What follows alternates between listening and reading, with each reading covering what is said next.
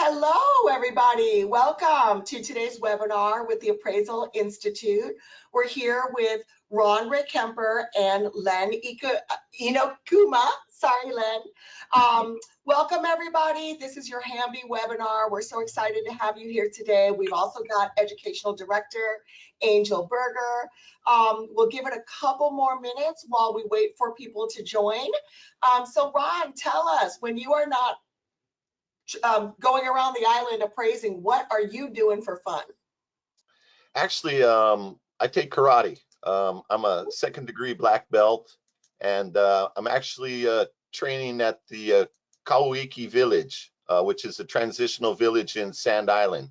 So they have we basically donate our time to teach the kids there, kids and parents there. So yeah, awesome. I do karate.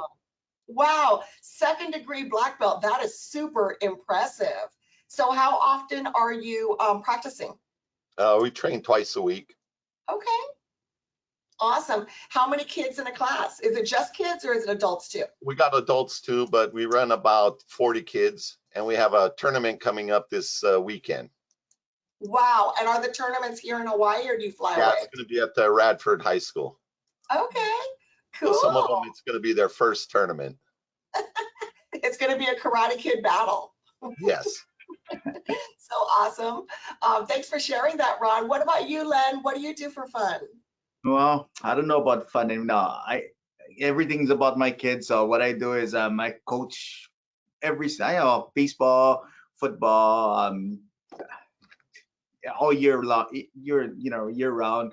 We've been taking the kids, traveling through baseball, and I'm gonna start coaching JV football. So we'll see. Should be interesting. Yeah. So an all-around coach is what I'm hearing, just all different kinds of sports. Yeah, I'm just a slave to my kids. When I'm not coaching, I'm an Uber driver, and. So Len, you're over there in Maui. Tell us a little bit about what's going on in Lahaina. Boy, it's a long process. Right now they're still in the cleanup phase of the everything that's going on. They've managed to clear, I think, over 100 lots. Oh, wow. And so they have, they're about, I think, a third done. But now what they're gonna do is they're trying to go through the planning stage. They're trying to fix the infrastructure. So it's a long process, but they're working their way through it slowly. But I think they're gonna try and take a more educated and smarter approach to it. So hopefully, one day Lahaina will be back up to normal. Awesome. Now I know that there was a sale moratorium going on for a while. Is that still in place, or have they lifted it? They've lifted it, and you've seen a few sales, but nothing much has happened. It's kind of still because you can't really do anything right now. They're still cleaning, so we haven't seen too much. A few land sales, but that's about it. Awesome. Awesome. Thanks for sharing that. All right, we are right about 10:04. Let's go ahead and get started so that we can get out of here on time. Welcome, everyone. For those of that just joined, my name, Judy Meredith, President of Hamby this year. So glad to be able to serve you guys. Thanks for having me. And we've got Hamby Educational Director, Angel Berger, online with us today. Hi, everyone. Hey. And we've got our special guests from the Appraisal Institute. We've got President Rehkemper and past President Len Inokuma. And we're so excited to have you both here today. Thank you both for being here. This is such an exciting webinar. Thank you. You're welcome. Thank you so much for having us. Welcome, Hamby, Hawaii Association of Mortgage Brokers. We're happy to be here. We've been trying to collaborate with you guys for a couple of years now. Len and Gary started getting it together, so this has been working out very well for us. My name is Rehkemper. I'm a Hawaii State Certified Residential Appraiser. I am currently the president of the Hawaii chapter of the Appraisal Institute. I've been appraising since I was a junior in high school, working for my dad. I worked in Arizona for 10 years, moved back home, worked for a trust company, and then me and my brother opened our own business in 2013. So I've been appraising for quite a while on Oahu. I don't go to the outer islands. I leave that for Len and the other guys. Thank you so much, Ron. Yeah, I am currently the president of the Appraisal Institute of the Hawaii chapter. The Appraisal Institute's mission is to empower valuation professionals through community credentialing, education, body of knowledge, and ethical standards. We are also dedicated to excellence, professionalism, ethics, and integrity. We're committed to leadership and innovations. Goals of the Appraisal Institute are to protect and improve the value of affiliation, provide leadership towards a unified, inclusive, professional, and improve the diversity of the affiliation professionals. Some of my goals as president of the Hawaii chapter are to do some homegrown education things, similar to what we're doing here. We're also trying to collaborate with other industries like the lenders such as Hamby, the mortgage brokers, even the realtors for that matter. It's all about us working together. The Appraisal Institute helps us help you guys, and we, give direction and education to our members and affiliates. We're trying to push for more affiliate membership. So we're looking towards mortgage bankers, brokers to see if they want to join us and have access to all this information and be able to contact us. Myself and Len are also part of the Leadership Development and Advisory Council, LDAC, with the Appraisal Institute. In fact, in May, there's 4 of us from the Hawaii chapter going up to DC to help lobby the Congress and everything for issues that are affecting appraisers and everybody for that matter. We're both very involved in the Appraisal Institute. Len is a past president. He's also our education chair, and he has a lot of good information that he can provide us. In fact, we're going to start with Len telling us all about the new forms coming up. There you go, Len.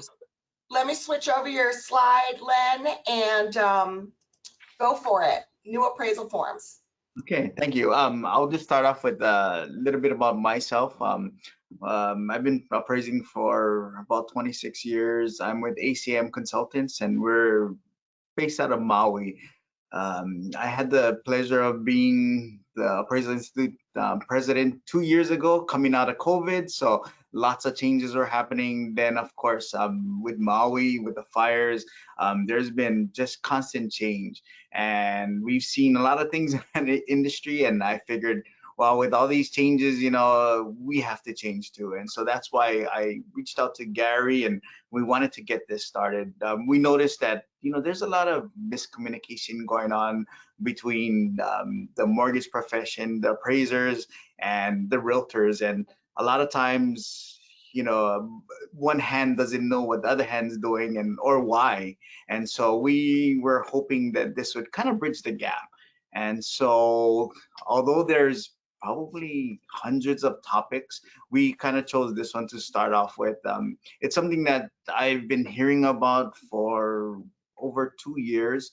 I've attended, through the Appraisal Institute, I've attended quite a few national seminars and classes, and they all talked about these new forms, and how it's really gonna change the way appraisals are done, and either we're gonna get on board or we're all gonna fail. So it was something big that I wanted to kind of cover, and I know that true to form with everything else happening in our industry, when I reached out to Hamby, you didn't know that we had new forms coming down. So I figured this is, really good, a good way to start. Judy is showing us a preview of some of the way the new forms are going to be developed. But I'll give you a brief history first. Up until now, you've seen all of us during our inspections, and when we go out there, you would see clipboards like this, and we take our notes, and everything was done on paper. And we over, I've been doing this for over 26 years and it's never really changed. It was always with, the clipboard and the camera. I mean, well, the camera's changed, and of course now we have lasers to measure with, which have all helped our profession. But now what I actually started this about a year and a half ago, but I started doing inspections with this.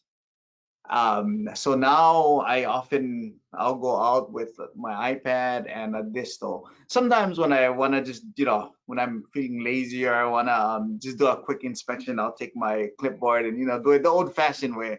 But things have changed. Ron's going to talk to us a little bit later about one of the new regulations, which is the ANSI measuring standard. And even that has really changed what we carry and how we do our inspections. So the changes for us appraisers is the forms are going to be an evolving form. So from our end, in the past we used to have there was the condo form, the URAR, which is the single family residential form, and then the 2 to 4. Well, now on our end, there's only going to be one form type. And what's going to happen is when we go to the properties, we're going to open up our iPad and it's going to start queuing us with questions. And, it'll start off first. What type of property you're going to, are you appraising? We're going to hit condo. Then the form is going to evolve and the questions are going to evolve to the condo questions. Say we went to a residential house and we put that the house was on a sewer system. It'll give us questions that pertain to sewers. If we said cesspool, then the questions are going to go to cesspool, and it'll evolve that way. So a lot of the work now we have to actually answer on the field, where before we used to come back to the office and then we'd plug away on the forms. This time here we're gonna have to be connected. Everything's gonna be done through GPS, and they're gonna use satellite imagery. Well, this is what I understand anyway, and it'll evolve that way. So it's really gonna change how us appraisers do our inspections. Just going off of what we used to do, we used to always, for the sketches of the properties, we take out county sketches. From now, the new forms, it's going to ask us to draw the sketches while we're there. And it's not always the easiest thing to do, especially using ANSI. So, it's going to take us, it's going to be a learning curve, especially how to use the new apps that are coming out. So at the Appraisal Institute, in fact, we're working on, we're going to try and do a symposium right before our golf tournament. And we're actually having the representative from one of the software companies come, and he's going to show us how the forms are going to function. And he said that there should be a working copy by then. So we'll get a better idea of how it's going to work. But luckily with technology, they're trying to make it easier for us. But the focus is going to change. There's going to be a greater focus on the narrative portion, because now they can pull so much information from public sources that it'll fill in a lot of the public information. What we're going to have to do now is we're going to have to go more in depth. It's going to be more of a narrative portion on things like neighborhood description. So that's where the focus is actually going to be on. And then after, of course, it's going to be the comps. What's going to be good is that the forms, and Judy, I don't know if you could scroll through the forms, but it's going to, they're trying to make it flow better. So when we step into the kitchen, we're going to describe the kitchen, we're going to put the features, and then they're going to ask us to take pictures. So, say we had a highly upgraded kitchen, they'll ask us, okay, now take pictures of the upgrades. If we have deferred maintenance, they'll tell us right there, take it, and then it's going to be associated with the kitchen portion. So, the forms are going to be more helpful, I think, that way. But what I thought about is that even for you, it's going to be a different look to the form. So, not all, you're not going to be able to find information where you used to. So, I saw all of this coming down, and I'm like, boy, we better just talk to everyone involved, and the more information we can get out, I think it'll be a smoother process. I think on our end, as far as appraisals go, it's gonna be a learning curve. So when these new forms do hit, and I think they're scheduled to hit sometime next year. So it's gonna take us a while to get up. I've started, like I said, using the iPads, but this is only because I learned through the classes that I've taken. I know I spoke to quite a few of the appraisers on Maui, and they haven't switched over yet, but they're planning on doing it. There are also different apps that are coming out that they're going to be using to help us with the process. One of the apps I've been using is called Cubicasa, and I don't know if if there's any realtors in this room, but that's something that in the future they might be able to help us with. Cubicasa uses a feature on the iPads. It's called LiDAR, and it has to do with that black dot on your camera. And what it does is it'll go and it'll recreate the room, and it draws all the walls, and it measures the house for you.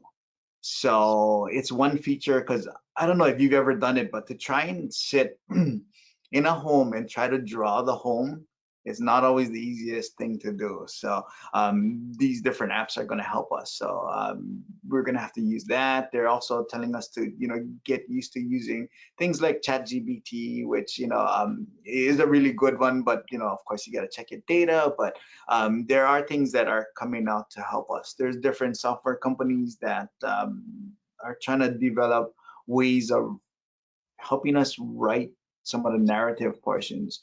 But of course, right now the Cubicasa, there's charges for every scan. The different software companies are charging. So we're not too sure what our fees are going to look like, how we're going to incorporate them, but this is all kind of in the works. So I've been researching different companies. For those appraisers out there, you might want to look into Data Master. Look at Cubicasa, look at some of the free software that Apple actually is coming out with. What I've learned was that now they're able to use the LiDAR with drones, and they can actually fly around the outside of a house and draw the house on and measure it from the air. So it's pretty interesting. They can figure out topographies from the air. So technology is coming hard and fast. So we have to kind of keep up or catch up. But this is kind of all in the works. I know that with the forms, they're dealing right now with a lot of the government regulations, and they need to make sure that everything is in there, all the different phrases. And so I know they're working with that right now. But according to ClickForms, they should be coming out with a working version soon. So be on the lookout for that. But anyway, that's what I've learned, and it's going to be interesting. I think we're going to have to do a lot more on the road, and we're going to have to do a lot more narrative writing. So for the appraisers, it's get ready for that.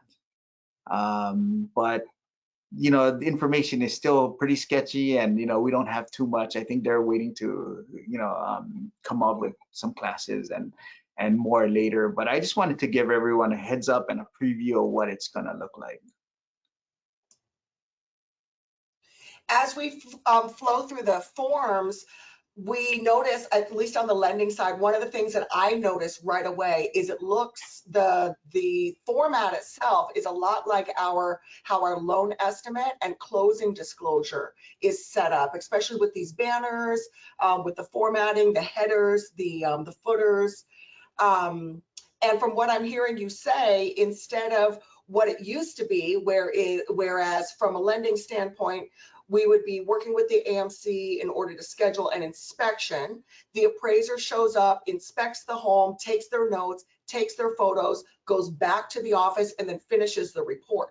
So now what you're saying is the appraisal process itself is drastically changing, and that it is going to be a on-site appraisal, more or less anything else, right? So during the inspection time, you're going to actually be there with your laptop, like you said, measuring and filling in the cells and taking pictures as the software leads you through it.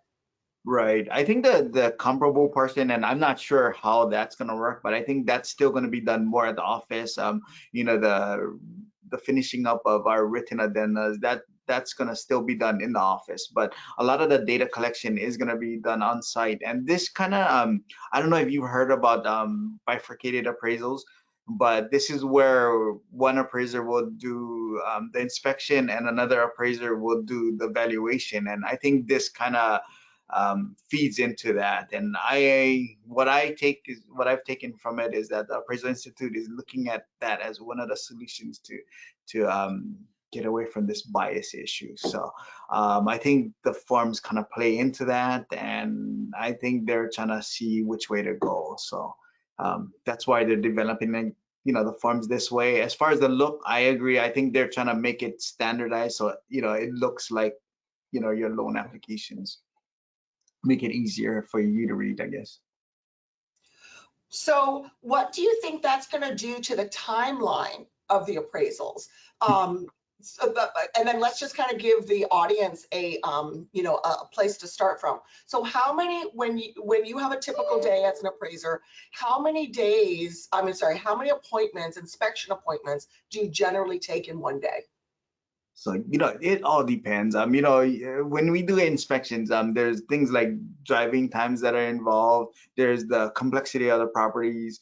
You know, I've gone through some homes that are extremely difficult to draw out, and luckily now I can use Cubicasa. But in the past, that's taken, you know, taken a lot of time, because now we have to measure to the 10th of an inch, and it's not hard on some of these homes with angles. So you know, and of course, you know, it depends on how busy you are. If I had, you know, maybe 5 inspections in one area, then it's faster than, you know, going across the island. So that's a hard question to answer. But I think as far as our typical inspections, just getting used to working with the iPad took some time. You know, getting used to the way the questions are asked and when it's asked. They're trying to solve a lot of their problems by, you know, making the form alter as you go through it. But as you know, in Hawaii, you don't necessarily come up, you know, everything's not typical, you know. So, you know, what happens if we have another kitchen? You know, does the form then, you know, because as you're walking through a home, you may come in, you know, what you think is a bedroom might not be a bedroom, and you know, how does the form react to those? So I'm not too sure, you know. It's questions that we're probably gonna have to ask on our end, but you know, we'll see. But I think that the inspection portion is gonna take an extended period, which you know, we'll probably, I would say, cut our inspection time by maybe double or triple the time, so if not more. Right, that's what I was thinking, because now, you know, generally the home buyers will report the appraiser was here, he just left, he was here about 15-20 minutes. So what you're saying is that you think that those inspection appointments may be closer to an hour or so now, because you've got all of these different things to get through on site. Right. And you know, some people might take their laptops, so they might have to set up, you know, go measure, come back, and you know, I'm not too sure. Everyone's gonna have to develop their style of inspecting. If you go with the iPad, you know, you can do things, you know, while you're walking around the home, and that might be easier. But you know, I've been working with the apps, and I've kind of got accustomed to that. So as I've been working with them, it's gotten faster, and the apps have been kind of they've been coming up with updates, and they're trying to make the apps really similar to how the new forms are going to be. So I've been able to go through kind of the process that you know, they've been working on the back end. So you know, it's gotten faster for me. So you know, but to begin with, it took time. What do you But think? I think you could agree that, you know, the sketch will probably be some of the harder areas to do. You know, that takes up the most time, especially when you have an iPad or a computer in your hand, you know. Yeah, there's going to be a learning curve for sure. Definitely. And I did notice these charts, these beautiful, colorful charts, and they definitely caught my eye. Tell me about the charts and how you generate them and what their purpose is in the new reports. So so they didn't give us too much information, but I kind of pieced together some of it from, so they had a representative from a company called Data Master. And what Data Master does is they take our MLS data and they put them into graphs, and they make, they'll kind of, give them put a picture to the market. So it helps us justify some of our values, to show trends, to show, different things. But of course, it all depends on the data that's going in there. I'm not too sure if the forms will do this or if we need to use another service like Data Master yet. But this is the type of data that we're going to have to now analyze and probably write more narratives for. And then this is kind of what they said. It's going to give the appraisers the ability to kind of do what we do best, is analyze data. But analyzing data does take time. It's not where we can just, we're going to have to, look at the data, and it's going to be changing. And so, I think although some portions like bringing in the public data will be faster, the analyzation, analyzing the data is going to take longer. So, there's trade-offs, and I think, but like I said, we're still at we're just finding out details as we go, and it's been pretty limited so far. They gave us previews 2 years ago and the same previews last year, so it's not like they're coming out with a lot every time, but at least they're giving us clues of what to do and what to use. Very cool. What does this chart specifically speak to, absorption rate, and how is that used in appraising and what is it supposed to demonstrate to the lender or to the homeowner? It's basically showing how fast the homes are being sold, as they're coming onto market, how fast they're being absorbed by the market. So, it helps to show, what kind of demand and supply and demands out there, and, how that's kind of working together. Awesome. For everyone on the call, we've got some questions coming in, which we definitely 100% appreciate. We are going to hold all of the questions until our official Q&A section, and then we'll go through the chat. So please continue to bring your questions in, and then we'll address those shortly. We did not forget about you, so thank you so much for your questions, and we'll definitely cover that shortly. Len, okay, so anything else that you want to share about the forms that you think that the audience needs to know?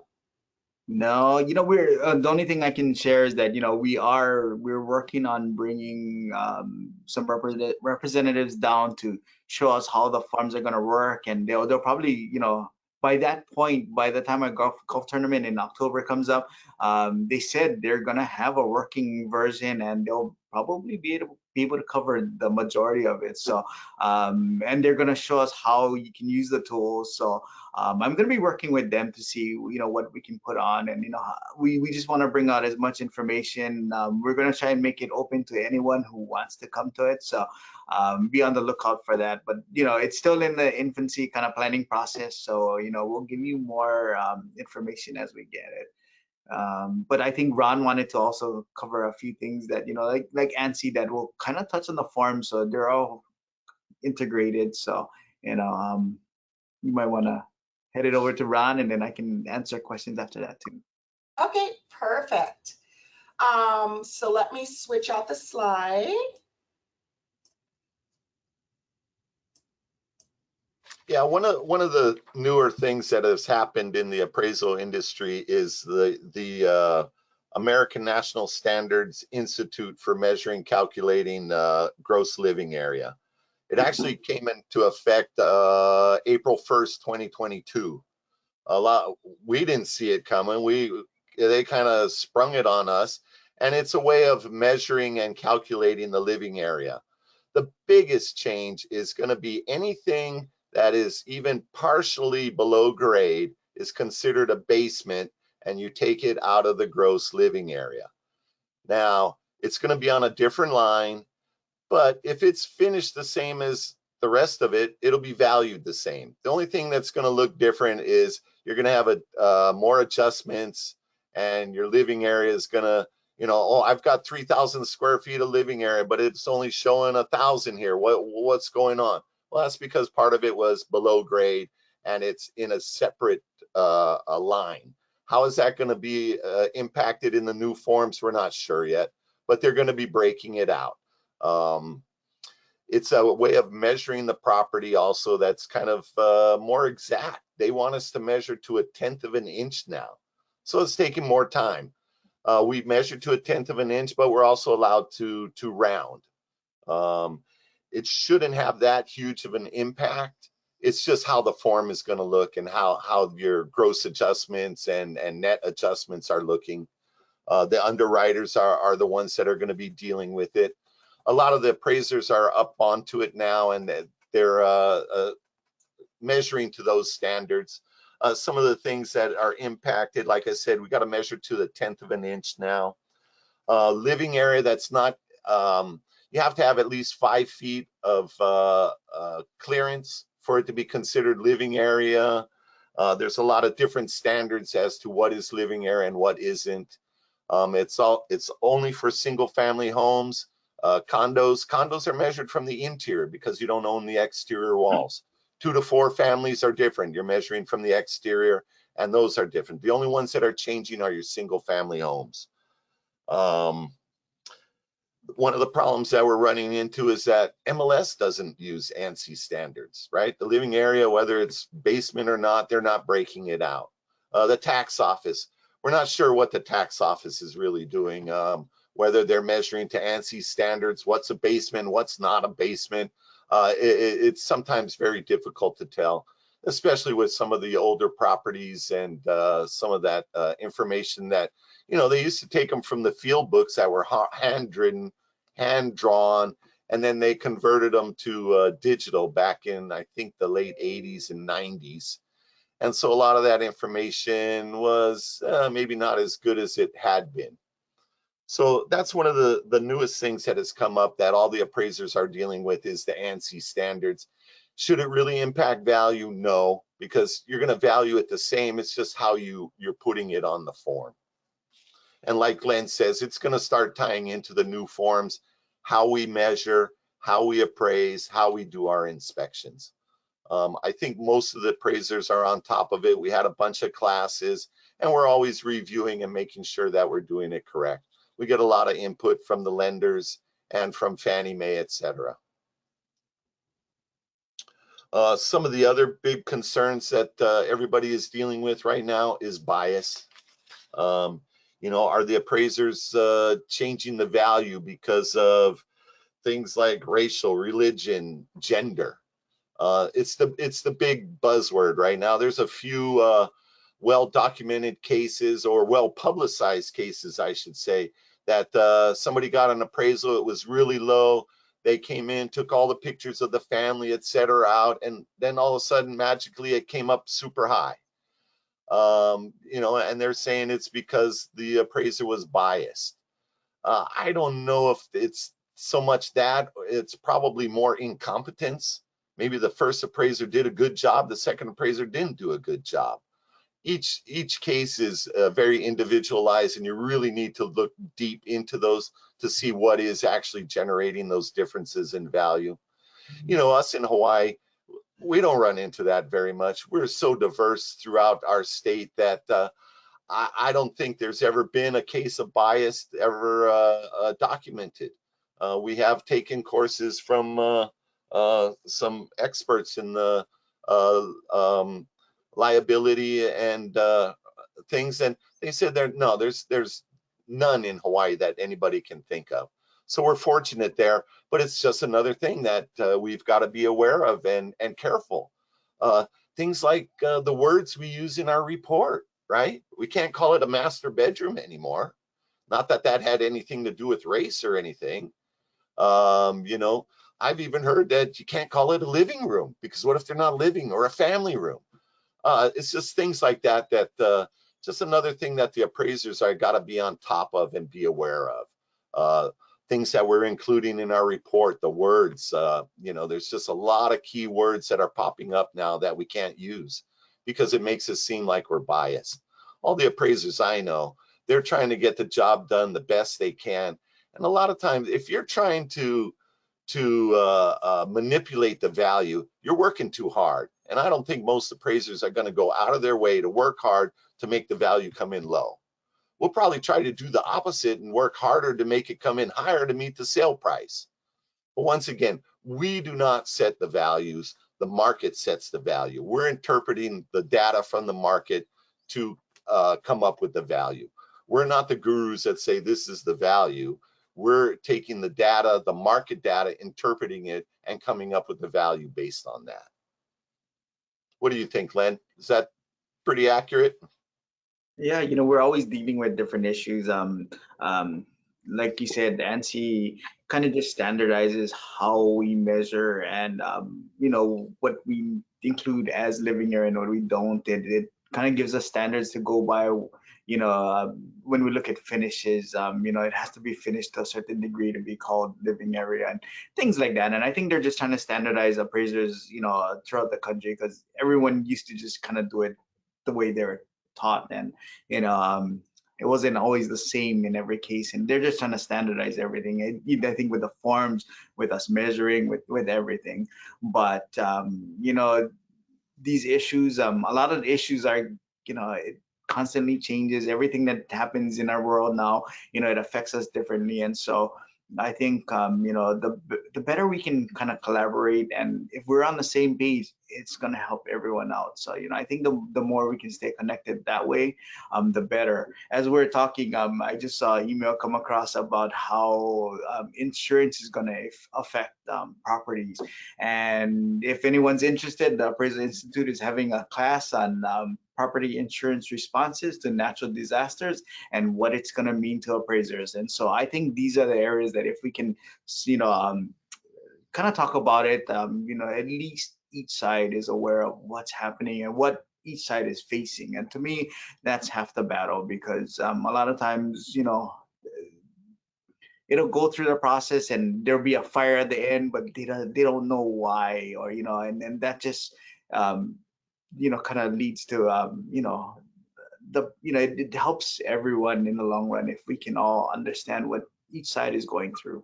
And I'm sure, Judy, with your side, there's a lot of things that you have to do that we don't understand, and so we're hoping to bridge that gap.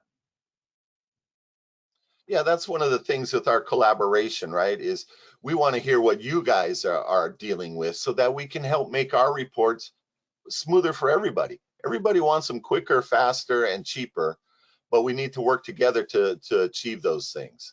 And with the way things are changing, we got to work together. The other topic that is a big buzzword is, how is the realtor compensation going to affect values, right? We don't know. We have no idea. I don't think anybody really can see what's going to happen. So we're just going to wait. And once again, we're measuring what the market is. We don't come up with it. We're taking it from the market. That's why talking to our mortgage brokers, our realtors, our lenders, that's where we're getting that information so that we can relay it and how it affects value. Absolutely. And before we started this session, Len, we were actually talking about the insurance piece and how it's affecting not only condominiums, because obviously here in Hawaii, we're hyper focused on what's been going on with the Hawaii condominiums and the sublimit insurance issues. But you were talking about how it's happening across the board, across the nation now, even with single family residences. And so when you are preparing reports going forward based upon some of this guidance and information that you've been receiving, as an appraiser, are you going to be notating that on the reports now in regards to whether they're eligible for insurance or not? Or does the lender have to provide that to you before you go out? How is that going to work, you think? Well, like everything else that happens in our industry, I think we're going to get a notice at the last minute, and it's going to be, you got to change it today or you got to change it tomorrow. And, we're trying to stay ahead of the curve. we went to I went to a symposium a couple of days ago, and the head of the mortgage banking association was there, and she was saying that now Fannie's one of their requirements is going to be that you can only value what's insurable. Now, in the past, if we had properties that say had a garage that was turned into an accessory dwelling, Fannie would say that if it's acceptable in our marketplace and we can prove it, then we can value it as an accessory dwelling. But that portion may not be insurable. So I'm thinking that, you know, they're gonna go back on that, where, you know, if it's, you know, you're not gonna be able to value it as such anymore. I'm also, and this is just, you know, chatter between appraisers, but it's kind of our logic and what we took from the presentation. Another thing is, you know, there's with all the natural disasters, they're saying that the single family residences, there's going to be quite a few homes that aren't going to be insurable, or they may only insure to a certain amount. Now, if they're only uninsured to a certain amount, there's going to be a gap, and, you know, we're not too sure how that's going to be accounted for, because we can only value what's insurable. And, you know, if the whole house isn't insurable, you know, we're not too sure how that's going to affect it. But that's why I think in the past 2 weeks, I've seen numerous emails come out about insurance and how to value that. So, you know, we're going to be, you know, hearing about it, learning about it, and it's probably going to be thrown on us tomorrow. You know, that's how it's been. So I wouldn't be surprised. Well, you speak to condition, and when we were reviewing the appraisal reports, we see C1, C2, C3, C4. Can you talk to us a little bit about those arenas and what would make it C1 versus C2, C3, C4? So like appraisals, it's our opinion of the condition, and what we try to do is, you know, we look at the same criteria that you look at when you look at, you know, the definition of C1, C2, and we kind of have to judge that property independently, which is not always an easy thing to do. And so, you know, we as appraisers, we looked at this issue, and we actually wanted to bring out, we were talking about doing another education event just to talk about condition ratings and how it's handled throughout our industry. And we look at this as, you know, it's another gray area, and, you know, it's all comes back to appraisers and how our peers are doing it. So we're trying to bridge that gap too. And so we're gonna probably bring out, you know, more, we're looking at either doing coffee talks or different features, or maybe something like this where we can, you know, talk about it. We may not all agree, but we can hash it out, and at the end of the day, you know, we can come up with agreements. But, you know, we try to follow the same definitions that you look at, and it's not always easy. It's not always easy to separate the home and really independently judge it, you know, C1, C2, C3. Of course, C1 is easy because it's a brand new, you know, built home. But, you know, some of the others, depending on how you look at it, you know, it could be a C3 or a C4, you know. But I think the thing about it is, as far as our Appraisal Institute, we need to talk amongst each other so that we can come out with, you know, a better understanding of that. And it's been an issue that we've looked at. So we're going to be trying to address that in the future. But I don't have one of the local homegrown education things that we're trying to work with Hamby on to do a joint education thing. And this is one of the topics we're looking at, that along with short-term rentals and some other stuff. So pay attention. We may be coming up with a class that you can all come and check out. Right, Judy? Absolutely, absolutely. In fact, that's a big part of our collab, as Ron is mentioning, is as our partnership, Hamby's partnership with Appraisal Institute solidifies, bringing new information in this same way with this webinar, but of course, putting together some breakfast and learn, some lunch and learn, so that we can actually get together as a community and start to build some partnerships and friendships. So we're looking forward to that. So I think we are about 15 minutes until the end of the webinar. So let's go ahead and take some of those questions from the audience that they've been so patiently waiting for. Thank you, everyone, for bringing in your questions. All right, first one comes from Darren Ogino. With all the new narrative, it sounds like job security for appraisers. Is there a fear that they will develop AI, so artificial intelligence, to do the narrative also?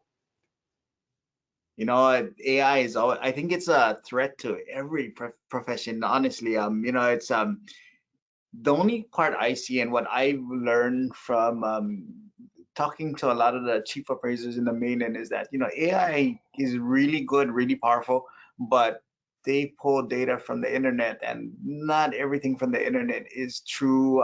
There's a lot of garbage out there. So I think our jobs are going to be more, you know, to use AI, but then to also make sure that the data is accurate and reliable, and that's what, you know, it's gonna kind of turn into, I think. But yeah, it's a threat. Next question comes from Joan Esperas. Do appraisers appreciate realtors supplying info and cost of upgrades to a listing for comparing to comps? That's a good one that I'd like to touch on. I do. I certainly want to see what they're looking at. I want to know what those upgrades are. That's great information that I have. I know there's some appraisers out there that put their blinders on and like, no, don't talk to me. You're trying to influence me. I have to do my thing and not be influenced. Well, if you can be influenced, you shouldn't be an appraiser. And that kind of information is good. But make sure it's relative. You know, I did an appraisal once and they gave me all oceanfront high sales. Hey, I can go to Kahala and get all the high sales for a house in Kailua, but they're not comparable. So make sure when you're giving comps that, you know, these are sales that a typical buyer would be looking at. You know, that's what I do is when I don't have good comps, I'm like, okay, what is this buyer going to be looking at? What areas would we look at? What kind of properties would we look at? Make sure they're comparable. But yes, some appraisers love it, some don't. But it's always good to give them the list of the upgrades and all that. But what they do with it is up to them. Yeah, and a lot of times if they're okay with it, you know, we'll use that as supportive data to make, you know, say we're making a big adjustment, and you know we want to explain why that data comes in handy. So you know, we always and we always say that, you know, the realtors are the most intimate with that property, and that, you know, so we always like to see what, you know, they have. Yeah, and I would think that that's actually very beneficial also, because sometimes even the homeowner, if they're opening the door for you, forgets to tell you what upgrades that they had. And then a lot of times especially if the home is vacant, you're going in by lockbox, so you're not talking with anyone. So that kind of gives you some additional information as well. Definitely, definitely. Next question comes from Gary Kuanoni. 2 questions. Part 1, I'd like to get Appraisal Institute's thoughts on completing short-term rental reports. We were just talking about that. You know, there wasn't really any guidelines up until now. I sat in on another class that went over short-term rents, and what they have a class. The first class is coming out in August.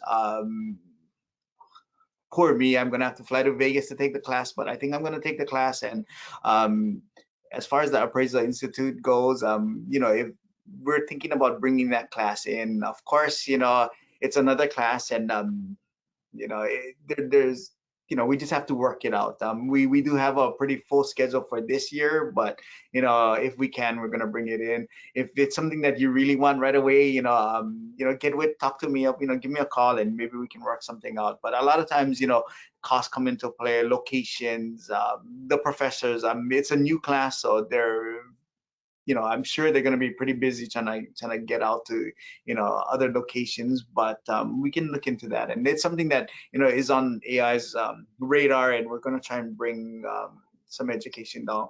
Right now, we're working on, because of everything happening in Maui, we're trying to bring in experts to help with disaster appraising. we're also bringing in, some education. We're looking at right now the insurance issue, so we're gonna try and tackle that. But short-term rents, we know that that's that's a big issue. Also, the class that's coming out, they actually developed short-term rental forms that will add in factors like vacancy, which is a huge part to valuing short-term rents, and everything is kind of based on Air DNA. So but they're going to teach us how to use that data and incorporate that into short-term rents. So it's coming. It's something that we're looking at. So we'll keep everyone posted. The best way, like Ron said, is if you want to do it, become an affiliate member, or just keep up with AI. Yeah, we have a Hawaii Chapter Appraisal Institute website that you can always check out for upcoming classes. Ron, for all those listening, what's that website that they need to go to? Good question. Just Google Hawaii Chapter Appraisal Institute. It'll come up. AI_Hawaii.org, I believe, right? Yeah. I'll pull it up here in a second. Okay, question number 2 from Gary. How has the AMC sunset law affected the overall appraisal business? Well, some of us don't do a lot of work with the AMCs. Actually, I've actually got more work because they're reaching out directly to the appraisers. The lenders are. We've been working. I believe that it should be being passed shortly, so it should be not a problem anymore. We're working on that. Perfect. Yeah. Thank you. Next question from Dave Ige. When are the new appraisal forms going to go into effect? They told us when I first heard about it, it was supposed to be this year, but from what I heard, the most recent information I heard, it's early next year, but that could be pushed back too. I'm not too sure. You're dealing with the government, so it takes time, I know, and it's something that we've been hearing about, but it continues to get pushed back. I think they're trying to work with all the different agencies, and there's probably revisions and changes that they're trying to make based off of issues that are going on now. So, but I think by next year sometime, maybe mid part, we'll be into the new forms. Yeah, well, first you guys got to release the forms, and then of course all the lenders, we have to train how to read them and make sure that our software is speaking to all of that and taking that information in. Next question comes from Dawn Marie. How much weight do condo amenities figure into the value of the individual condo's value?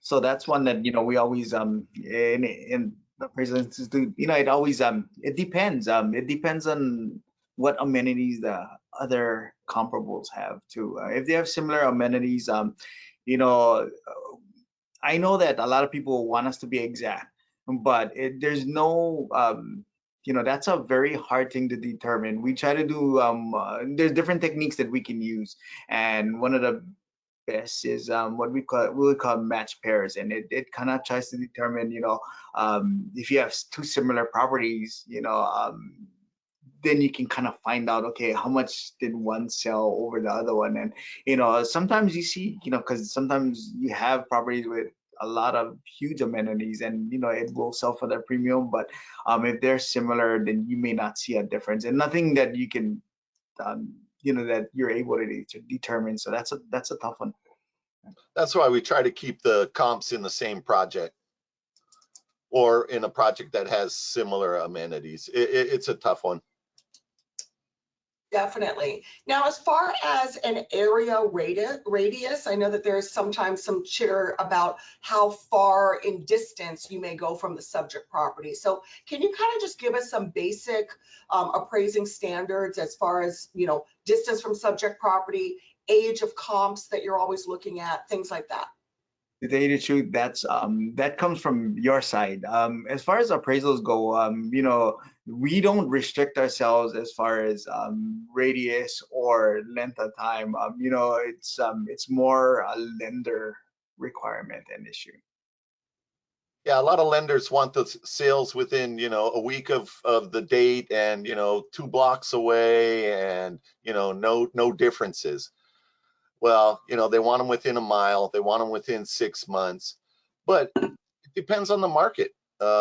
If the market doesn't have comps, we expand. If we don't have recent sales, we expand. We just got to explain what we did and why we did it. Yeah.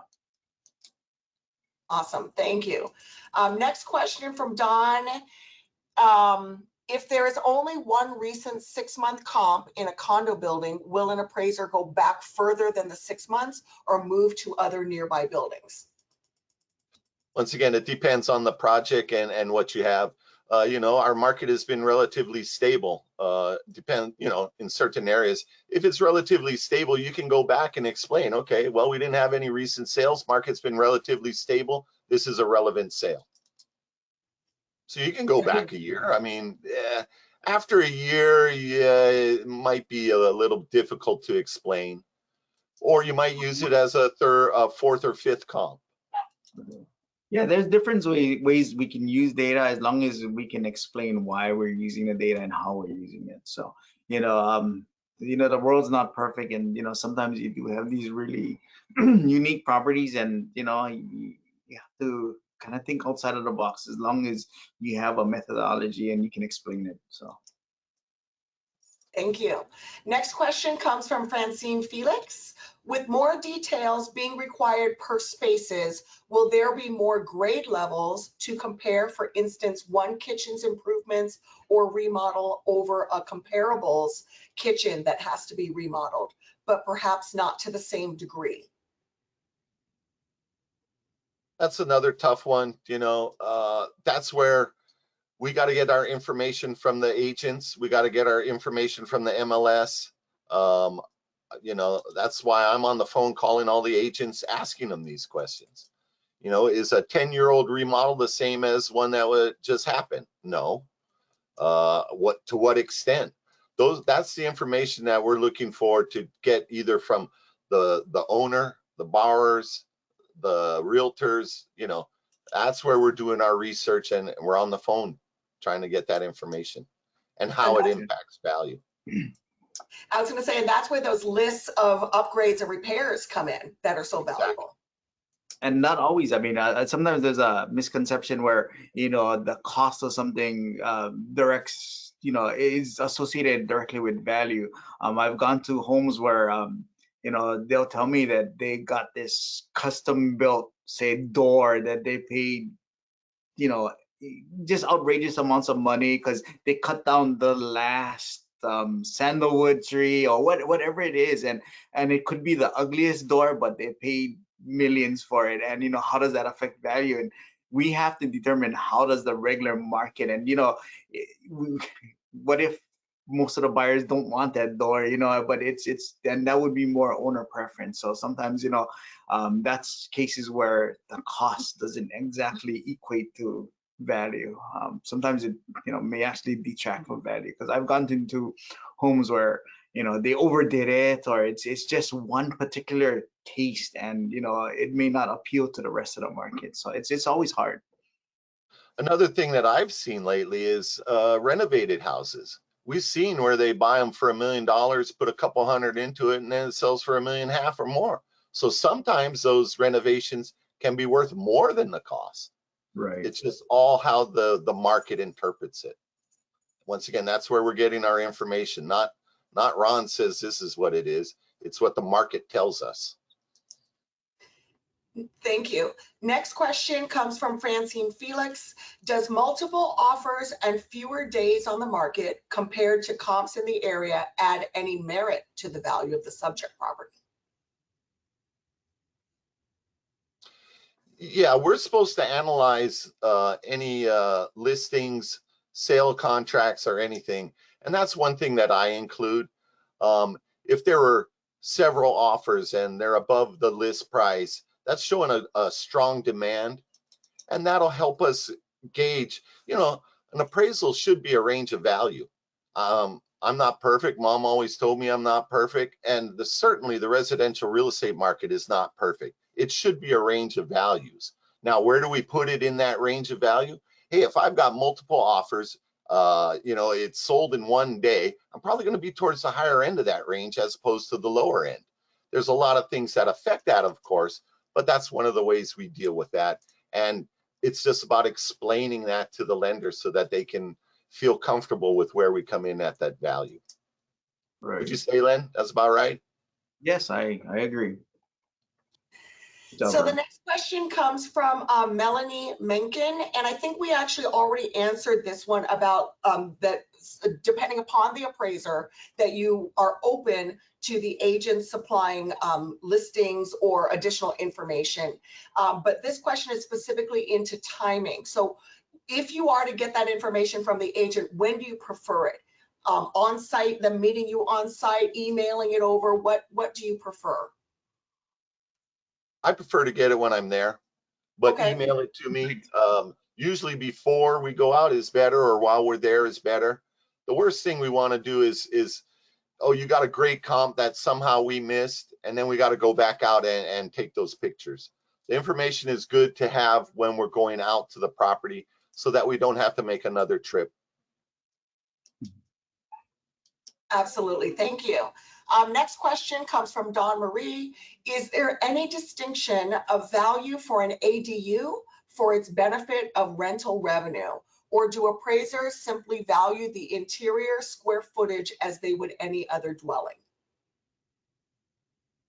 So we usually try to use, you're trying to compare apples to apples. So we look at properties most times with, an ADU. Sometimes that's not always the case, but we try to find, if it has a ADU, then we find properties with, similar improvements. If not, we see that's where we would go to, different things like, different techniques to figure out what value that ADU has to the property. Now, as far as the rents go, is she talking about a 2 to 4? It depends on what kind of farm too. So, I'm not too sure. And in a 2 to 4, we look at the income, but and it will, affect the value of the property. But it all depends on the farm type and what we're looking at.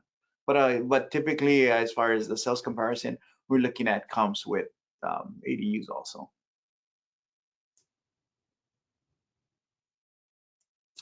Next question comes from George Toma. How do appraisers feel if sellers sellers concessions that give 3 to 6% or more in some cases? Or how do you treat sellers concessions, I guess would be the question. Yeah, well, basically what we're looking at is, what did the seller get? What did the buyer pay? Right? So if they're getting a $20,000 concession, we're probably going to take that off. That's the tricky part. How does that impact value? The value is the value, whether you're giving a concession or not. Yeah, right. But we do have to disclose it, and we do have to, recognize and see how did it impact that sale. Yeah, and similar to what Ron said about am I blanking? Boy, I just lost it's how it. the market reacts to it. Yeah, I've seen a lot of sales where it sells over the list price. You had multiple offers, yet they give them a seller concession. That people just, they want to feel like they got something. So does it have a real impact? It depends.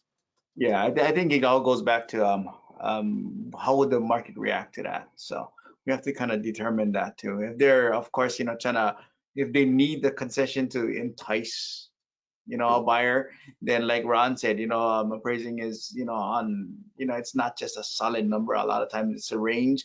In this case here, you might look at it, towards the bottom of the range because, they need the extra concession to have, to attract a buyer. So, there's different ways to address it.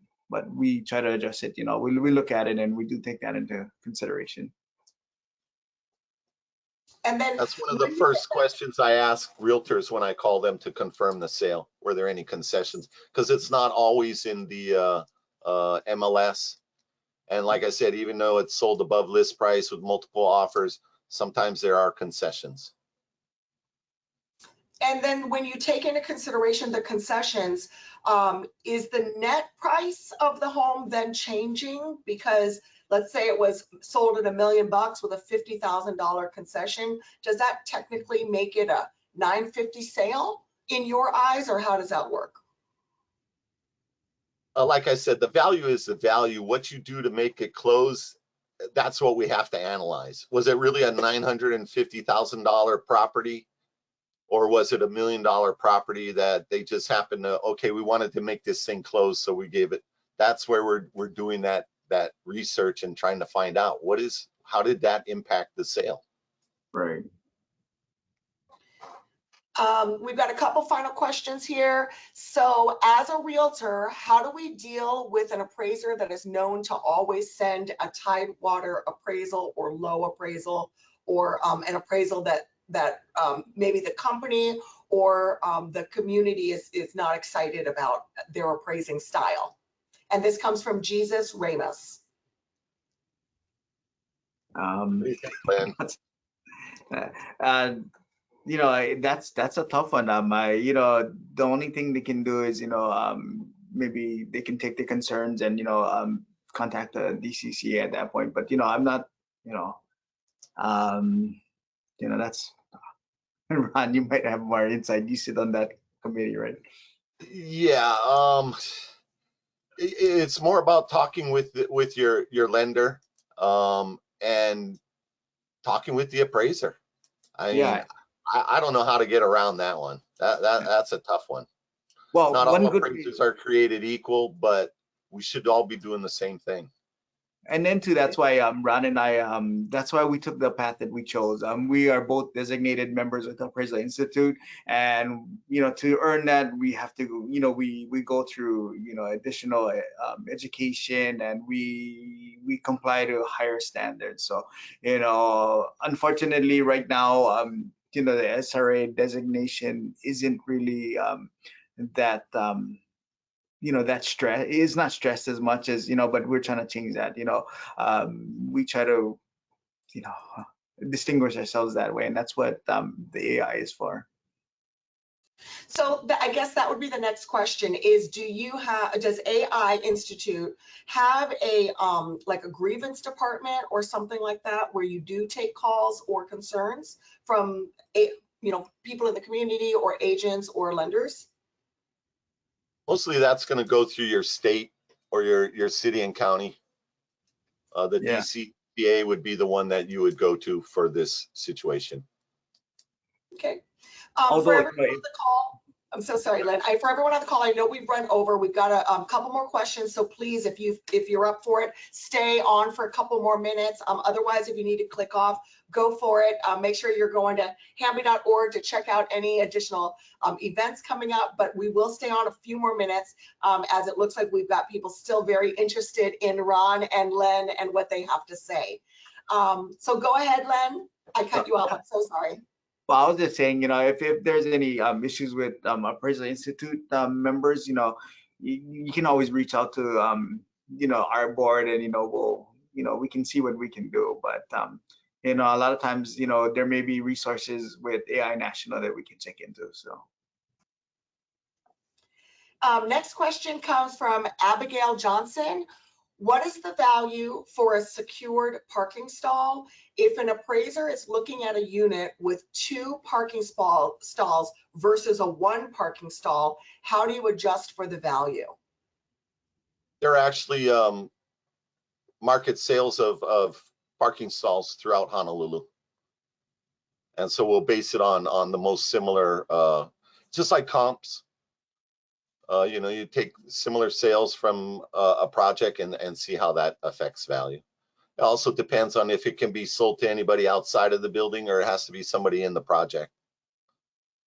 But I've seen sales range anywhere from 10,000 up to 100,000 in Honolulu, Wow. depending on if they're open and what project they're in. Yeah, it's usually driven by market data. And that market data that you're referring to is only available to appraisers, or is that a site that someone else could go to and check that out? I get it through the MLS. Yeah, we look at data through the MLS. And sometimes, depending on what type of market it is, it may give you extra value. Sometimes it gives you less value. It all depends on what the data tells us. And then final question comes from Dave Ige. Is there a list of appraisers who belong to AI? Yes, you can pull up that list on our website, through our website. I'm gonna pump in your website right now. Let's see here. And you can go to National Appraisal Institute website also, and they have a Find an Appraiser, and they list all the designated appraisers. Okay, so for everyone on the call, ai-hawaii.org is the website. And this is AI's website for the Hawaii chapter. And then Find an Appraiser, is this where they would go to see the list? Correct. Yeah. And then that'll take you to the national, and then you can, what area, what kind of designation. Okay, The SRA designation is a residential one. The MAI is for commercial. I have the AIRRS, which means I'm a residential review specialist. And the SRA is for residential appraisers. Tell us, speaking of designations, tell us a little bit about the different designations for appraisers that are doing conventional versus construction versus FHA versus VA. Tell us about that. Well, FHA and VA have their own approved lists. Other than that, it depends on what type of property and what type of appraiser. Yeah, So, we don't have specialists in like construction or, if it's residential, it's usually the SRA. If it's commercial, then it's the MAI. And when we say residential, it's 1 to 4 units. Yeah. Wonderful. All right, I think that is it. That concludes our session for today. Anyone who wants to reach out to AI Institute, Appraisal Institute, please visit their website. The contact information for Len and Ron is actually there if you have questions directly for them. They'll be happy to answer any questions that you have. Golf tournament, tell us about your golf tournament coming up. Our golf tournament, right? Yes, our golf tournament. Well, right now it's scheduled for October 18th, and it's going to be at the Hawaii Prince, and it's a collaboration between HAMBI and Appraisal Institute. We had our first annual last year, and I'm sure, for those of you who came, thank you very much. For those of you who didn't come, talk to the people who came, and we all had a great time. It's we're looking forward to get more involvement so that there's more interaction, and I think that's what the goal is. And the tournaments both they go to helping, as far as our Appraisal Institute goes, it helps us get more education. We're trying to do more with our Appraisal Institute, and like everything else, we can't do it without income. So this is where one of our major drivers. And so this year it's going to help us with some national representation, and also we're going to try and use it to bring to put together the symposium and bring more things to the appraisers. Wonderful. Thank you all so much. Thank you, Ron, for being here with us today. Thank you, Len, for being here with us today. We so appreciate you spending your morning with us to educate our group, our community. We had a mosh posh of lenders, mortgage brokers, real estate agents. I even saw an insurance agent that joined. So thank you so much for sharing all of your wealth of knowledge with us. We really appreciate you. Thank you. Our pleasure. Our pleasure. Reach out to us if there's anything else we can help you with. Will do. Thank you so much. Bye-bye, everybody. Aloha. Bye.